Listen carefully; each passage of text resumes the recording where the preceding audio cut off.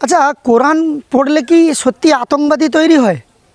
কোরআন পড়লে নাকি আতঙ্কবাদী তৈরি হয়, এরকম বক্তব্য একজন মুসলিম মহিলা রাখছেন। সেই বক্তব্যটি একবার শুনুন আপনি।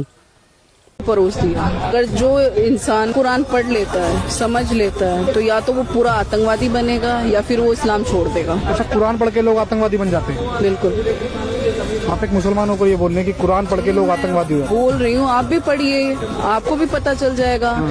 শুনলেন তো কি চিন্তা ভাবনা করছেন? এই কথা যদি কোনো হিন্দু ব্যক্তি বলে থাকতো তাহলে আজকে তাকে ধর্ম অবমাননার দায়ে হত্যা করা হতো। এই রকম বহু হিন্দুকে আর বাংলাদেশে হত্যা করা হয়েছে ধর্ম অবমাননার দায়ে। বলছে ধর্ম নিয়ে কটূক্তি করেছে, হজরত মোহাম্মদকে নিয়ে কটূক্তি করেছে, কোরআন নিয়ে কটূক্তি করেছে, এই বলে হত্যা করা হয়েছে বহু হিন্দুদেরকে।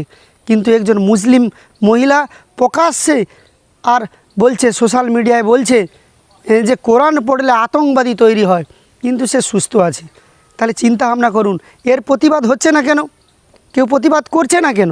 তাহলে কি সত্যি কোরআন পড়লে আতঙ্কবাদী তৈরি হয়?